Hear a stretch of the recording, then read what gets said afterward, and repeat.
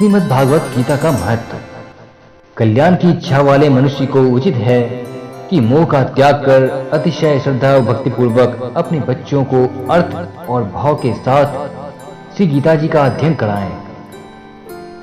स्वयं भी इसका पठन और मनन करते हुए भगवान की आज्ञानुसार साधन करने में समर्थ हो जाएं, क्योंकि अति दुर्लभ मनुष्य शरीर को प्राप्त होकर अपने अमूल्य समय का एक एक क्षण भी दुख मूलक क्षणभंगुर भोगों के भोगने में नष्ट करना उचित नहीं है।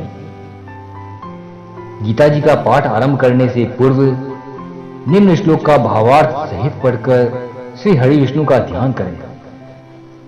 ओम ध्यानम शांताकारं भुजगशयनं पद्मनाभं सुरेशं विश्वाधारं गगनसदृशं मेघवर्णं सुहांगं लक्ष्मीकान्तं कमलनयनं योगहृदयागम्यं वंदे विष्णु भवभयहरं सर्वलोकैकनाथं।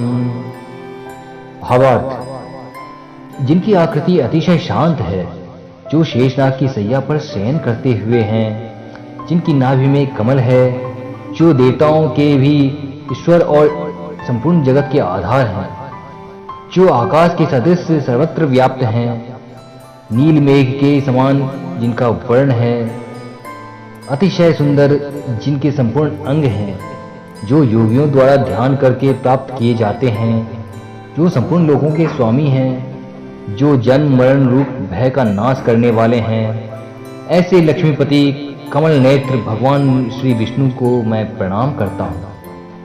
यम ब्रह्मा वरुणेन्द्र रुद्र मरुतः स्तुवन्ति दिव्यैः स्तवैः देवैसां पदक्रमोपनिषदैर् गायन्ति यं सामगाः।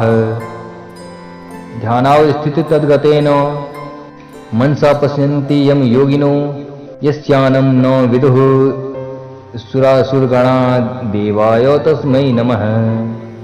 भावार्थ: